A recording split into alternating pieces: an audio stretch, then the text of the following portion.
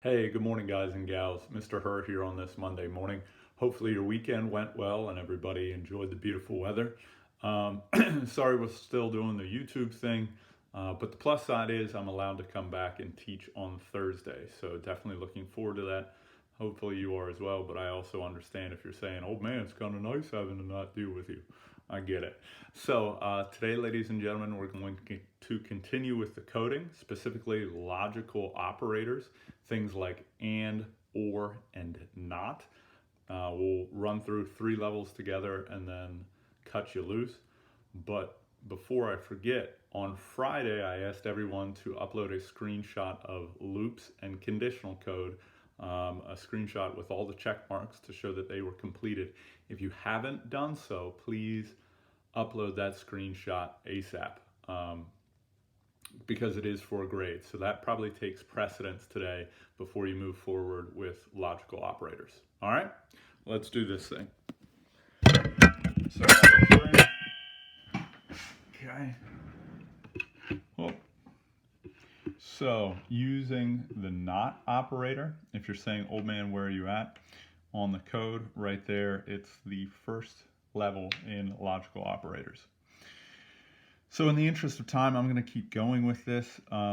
This particular level, you don't know where the stairs are going to be. So we have to use something known as a not operator. First thing we'll do is a for loop for 1 to 4, because byte has to move forward all those times. We'll tell byte to do just that, to move forward. And then if byte is on a gem, we'll tell byte to collect the gem.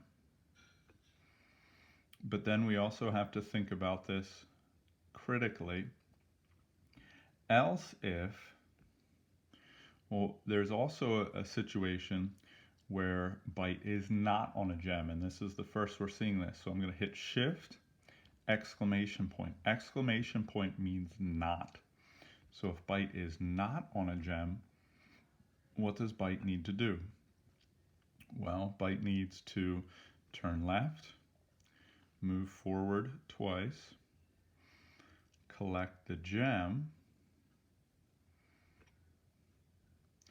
turn left twice again, move forward twice, and then turn left to get back up where he or she is headed to go.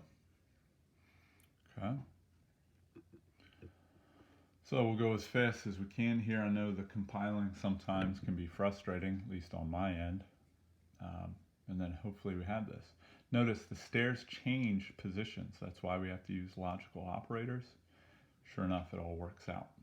Okay. Right there's using the not operator for you. There's the code, so good to go. Let's do the next page. Here, this is a spiral. Specifically, it'll change every time, but I believe it ends up being about 13 squares. So I'm going to use a for loop specifically for the first to 13.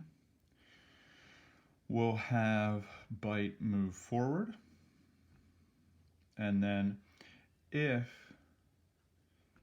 byte realizes that he can no longer or she can no longer move forward, then we'll, aka if it's blocked, we'll tell byte to turn left.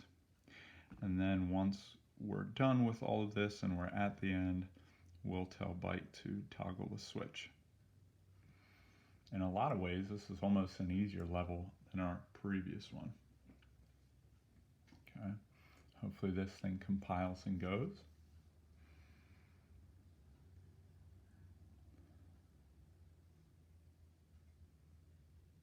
Look at that. Sweet.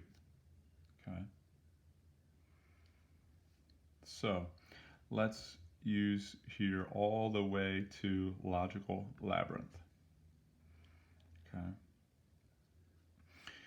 Here we're asked to do a lot of things. Specifically, let's look at this and go. Okay. Oh, we have to do a lot of different collections here. Yeah, so let's do this thing. If I recall, it's going to be a for loop. I don't know why it's not bringing that up, but there we go. Okay. Specifically for 1 to 8, we're going to tell byte to move forward, and then we have a whole lot of options. Okay. Let's start first here. The first time byte moves forward, he's going to be on a gem and an open switch. So if byte is on a gem, and we haven't seen this yet, right? There's my AND operator, and is on a closed switch. Well, what do we need to tell byte to do? Byte needs to collect the gem, toggle the switch, but then every time he also is going to have to turn right, move forward twice, collect the other gem, turn around, move forward twice, and then turn right again. Okay, so all that's in my if statement. Okay, then we'll have another if statement. If byte is on a closed switch, exclusively a closed switch, well, let's have byte turn left and toggle the switch. Somewhere in here is toggle switch. There we go. And last but not least, hopefully, if I did all this right, if byte is on a gem, let's have byte collect the gem. Okay. So I think I did enough there that this will work. We'll have to wait and see. We'll run it as fast as we can because I want to try and keep this video as short as possible. Hopefully it all worked out. We'll have to wait and see.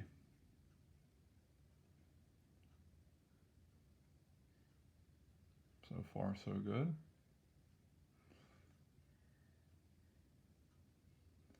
Hey, looks good, looks good, looks good. Sweet.